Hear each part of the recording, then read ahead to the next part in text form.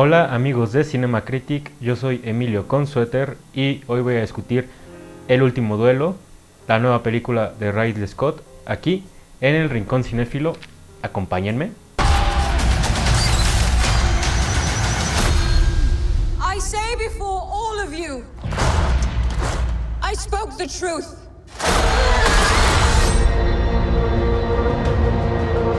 Así es, El último duelo de Ridley Scott. Basta por sí solo el nombre de Ridley Scott para que esta película llame la atención, ¿no? Director de dos de las más importantes películas de ciencia ficción de la historia, que serían Blade Runner y Alien.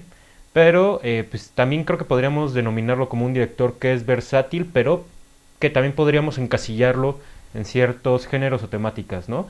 Como ya mencioné, está la ciencia ficción, están las películas de época. Recordemos, él gana el Oscar a Mejor Película por Gladiador.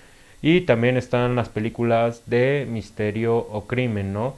O sea, recientemente hemos tenido El abogado del crimen, hemos tenido Gángster americano, Todo el dinero del mundo, ¿no? Sin embargo, yo creo que no sería por demás desatinado decir que él se ha distinguido más en ciencia ficción y película de época, ¿no? Y con El último duelo tenemos nuevamente a Ridley Scott regresando a la película de época, ¿no?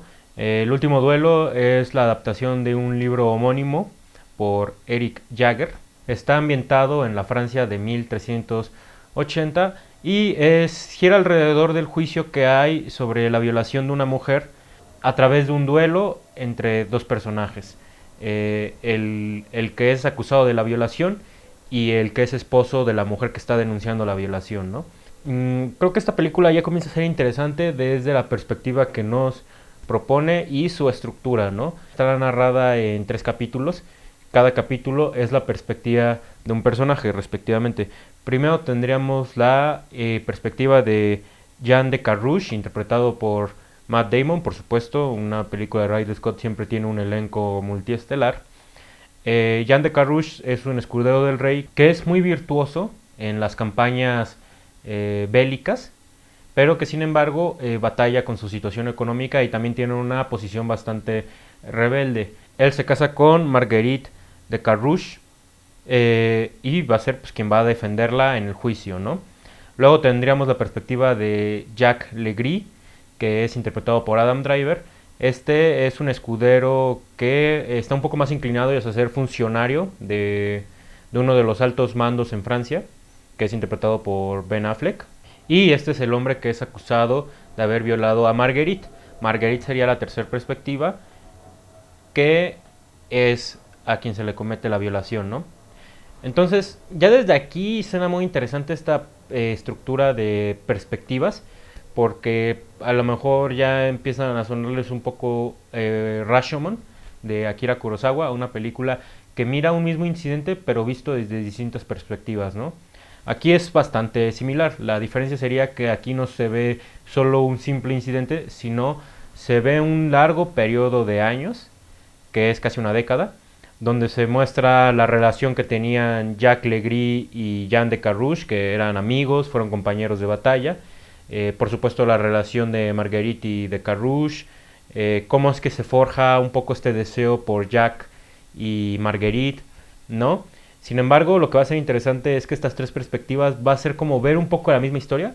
La primera vez que vemos a Jacques Carrouge, digamos que ya se nos muestra una narración ya bastante completa de los hechos, de cómo son la relación con los otros 2 personajes, después cómo ocurre el incidente y después el juicio. Sin embargo, la película rebobina y en esa rebobinación, pues obviamente hay, de repente en unas historias hay unos personajes que predominan más que en otras, ¿no? Por ejemplo, el personaje de Pierre, interpretado por Ben Affleck, en la perspectiva de Jean de Carrouge casi no lo vamos a ver, pero en cambio en la perspectiva de Jacques Legris va a ser un personaje muy importante. Lo que me parece más interesante es que va a haber ciertos acontecimientos que vamos a ver en las 3 historias, en las 3 perspectivas, pero justamente va a haber algún cambio en los detalles de los argumentos. En unas historias un personaje habrá dicho un diálogo, pero en otra de las perspectivas es otro el personaje que dijo el diálogo, que obviamente son diálogos importantes. Pero también cambia la intención de los personajes y con ello cambia la descripción de los personajes. En la perspectiva de Jean de Carrouge, él es un hombre valeroso, es un hombre que provee por su familia, es un hombre aferrado, ¿no? Pero, por ejemplo, la perspectiva de Jacques Legris, de Jean Le Carrouge, es como un hombre impulsivo, es un hombre terco, es un hombre tosco, y un poco pasa lo mismo con Marguerite, ¿no? Y entonces es muy interesante cómo, dependiendo de la perspectiva que vamos a ver, estamos viendo prácticamente a otro personaje que no corresponde, ¿no? Lo cual dentro de la perspectiva, dentro de la filmografía de Ridley Scott a mí me parece muy novedoso que ya se aviente a jugar con las estructuras. Ya no tenemos filmes lineales como él usualmente acostumbra a hacer. Tenemos algo que para mí hace que esta película destaque dentro de su filmografía. Ahora, de entrada, yo creo que Ridley Scott ha sido un director que es un poco inconsistente en su carrera. Tiene unas películas mucho mejores que otras, ¿no? Pero sin embargo yo sí me atrevería a decir que Ridley Scott es un hombre tan ejercido en su profesión que incluso sus películas no tan oportunas llegan a ser muy interesantes, llegan a tener muy buena realización y sobre todo valores de producción, ¿no? O sea, siempre la recreación de época, la recreación de otros ambientes en el cine de Ridley Scott es muy fuerte, ¿no? El último duelo aquí no es la excepción. Tenemos una película que no solo es muy bien reconstruida en su dirección de arte, sino mucho, por ejemplo, en la atmósfera que propone, ¿no? La Francia de 1380 es una Francia muy hostil, es una Francia mezquina, donde pues claramente la gente llega a ser muy ruda, llega a ser muy cruda, llega a ser muy grotesca, ¿no? Y eso lo retrata muy bien, no solo en cuanto a dentro de las tramas de la película, sino en esta película, a mi parecer, son muy deliciosas las tomas de establecimiento, ¿no? De repente empieza una escena, nos graban un exterior, y tú en ese exterior, muchas veces Scott nos deja la cámara viendo más del tiempo que uno podría estar acostumbrado, que eso, por ejemplo, me recuerda un poco a Blade Runner. En Blade Runner hay ciertas escenas donde ya termina la acción dramática, pero la cámara sigue grabando. Aquí pasa algo muy similar, y no solo es un detalle, no es un fetiche, no solo es un capricho estético. A mi parecer es muy interesante la dinámica que está ocurriendo dentro del cuadro, la cuestión sonora, la música, la fotografía de Dariusz Wolski, que es el cinefotógrafo habitual de Ridley Scott, pero también de Tim Burton, ¿no? Aquí tenemos una película que es muy oscura, que me gusta mucho porque digamos que tiene mucho realismo esta fotografía muy oscura, ya que bueno, es la época medieval, no había luz artificial, ¿no? Pero justamente este tono de oscuridad, por ejemplo, en interiores, a mi parecer le da como un aire muy auténtico a la película, pero también pues tiene que ver obviamente con el ambiente decadente de la época que estamos viendo, ¿no? De entrada tenemos una película que es interesante en su estructura, pero también en su discurso y en el impacto que tiene en sus escenas, ¿no? En cuanto al impacto que tiene las escenas, estamos hablando del director de Gladiador, estamos hablando del director de Alien. Claramente es un director que sabe manejar muy bien el suspenso y la acción. O sea, aquí cuando llegue la escena del duelo, que es tal cual lo último de la película, y digamos que es lo que se nos promete desde el puro título, ¿no? Es una escena muy poderosa, muy bien editada, pero sobre todo es una escena que se vuelve más poderosa por las 2 horas que le anteceden, ¿no? Si no hubieran estas 2 horas de la perspectiva de cada personaje donde sabemos qué hay en juego, las emociones, lo que cada personaje desea, los miedos de cada personaje, sus imperfecciones, ¿no? Aquello que tienen más profundo de ellos, si en esas 2 horas no sería tan poderosa el duelo que hay al final. Cuando vemos la perspectiva de Jean de Carrouge, ya se nos muestran batallas que son muy violentas, ¿no? Y también recordamos que es el director de Cruzada. Ridley Scott nos muestra una violencia que es muy cruda, pero a mi parecer muy efectiva, ¿no? Y no abusa de ella porque pues, tampoco es como que la veamos durante toda la película. Incluso hay una escena muy violenta que tiene que ver con la ejecución de unos rehenes, que es vista desde lejos, ¿no? Lo cual, a mi parecer, son decisiones que son bastante sensatas al final del día. Sin embargo, creo que lo que más me termina interesando de esta película es su discurso final, ¿no? Los capítulos, las perspectivas que vamos viendo son denominadas dentro de la propia película como la verdad según. La definición de verdad no es vista como aquello que es infalible, como los hechos objetivos, no.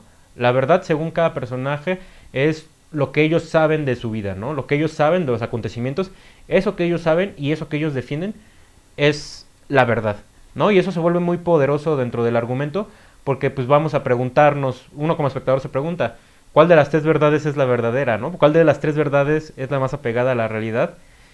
Y ¿cuál es la verdad más fuerte? ¿Cuál es la verdad que va a ganar? ¿No? Es por eso que también el duelo con el que termina la película es un duelo por cuál va a ser la verdad vigente, cuál va a ser la verdad que se va a quedar, ¿no? Y otra cosa muy interesante también dentro de este juego de las verdades, es que digamos que la tercera verdad, que es la de Marguerite, es la que va un poco a resolver algunas dudas que tengamos a lo largo de la película, ¿no? Por ejemplo, sobre una escena donde Jack Legree y Jean de Carouge tienen un momento de sensatez y se reconcilian. En las dos perspectivas anteriores, cada quien se adjudica haber resuelto el caso o haber sido la parte sensata, ¿no? Pero en la verdad de Marguerite vamos a ver pues que en realidad no pasó como estos dos personajes lo creen, ¿no? Y aparte me gusta mucho la narrativa porque digamos que tiene un discurso muy subjetivo, pero nunca se va a usar la voz en off, ¿no? Vamos a ver siempre una cámara objetiva, pero que claramente nos está hablando desde un discurso subjetivo de personaje, ¿no? En ese sentido el lenguaje de la película no solo me parece una estructura interesante por cómo desordena la trama, sino también por el tipo de lenguaje que está manejando, ¿no? Es aquí cuando yo creo que se nota la diferencia entre un buen Ridley Scott y un Ridley Scott más regular, ¿no? O sea, por ejemplo, podría yo agarrar a The Martian, una película que hizo recientemente y por la que incluso lo nominaron al Oscar de manera muy desmerecida porque ha hecho mucho mejores películas, que aunque sí tendrá conflicto, es una película que es muy luminosa, uno desde un principio sabe que este personaje le va a ir bien, tiene mucho carisma el personaje de Matt Damon, ¿no? Entonces, siempre es este tono ligero que no nos compromete del todo. En cambio aquí tenemos un tono muy sórdido, ¿no? O sea, aquí las cosas nos van a llegar más a nuestras entrañas. O por ejemplo, también hablando de discursos divinos, en Éxodo, la película sobre el pasaje bíblico de Moisés, es una película que sí, que declara la fe de Ridley Scott, pero que se queda en eso, como una declaración de fe muy romantizada. Aquí tenemos una declaración de fe, constantemente se menciona a Dios como aquel que va a elegir cuál va a ser la verdad que va a prevalecer. Y es aquí donde la película nos hace su pregunta, que es la que va a dominar toda la trama. Al final, ¿la verdad prevalecerá? A mi parecer, el guión termina siendo la pregunta tan contundente por su crudeza.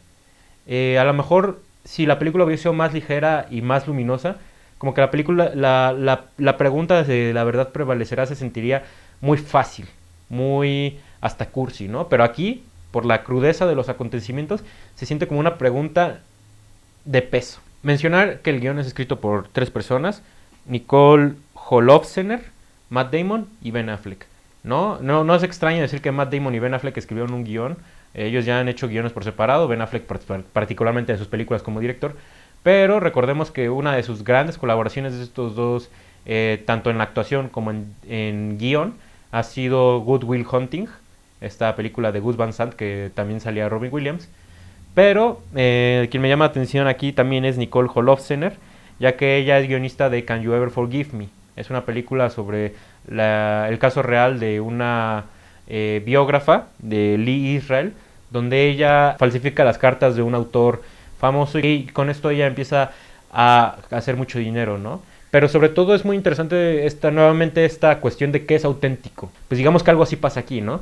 Digamos que la verdad, según la recrea cada personaje, es lo auténtico, es aquello que nos impacta en las entrañas. Por lo que ya mencioné de la estructura y el mensaje final, me parece un guión muy bien escrito por estas 3 personas. Esta yo sí la consideraría de las mejores películas que ha hecho Ridley Scott, como ya mencioné, está excelentemente realizada, es una película potente en sus escenas más dramáticas, y es una película que tiene una perspectiva muy interesante, no innovadora. Yo ya mencioné al inicio a Rashomon de Akira Kurosawa, pero incluso yo me atrevería a decir que dentro de la cultura contemporánea, esta película sí se va a volver referente justamente por su estructura. Pero también se va a volver una película para quienes les guste el cine de época. Este es el Ridley Scott que me gusta, y este es de las películas que dejan en claro que este es un gran director y que todavía tiene mucho que ofrecernos, ¿no? Es por eso que yo al Último Duelo le pondré una calificación de 4 estrellas y media. Se los recomiendo mucho, traten de verla en el cine o véanla cuando tengan chance, pero a lo mejor como yo, de repente hay películas de Ridley Scott que les han decepcionado, pero créanme que justamente es de esos directores que te recompensa por este tipo de películas, por películas como El Último Duelo, ¿no? Pues muchas gracias por haber escuchado mi crítica. Estamos viendo en un próximo video de Cinema Critic y hasta entonces, buena vida.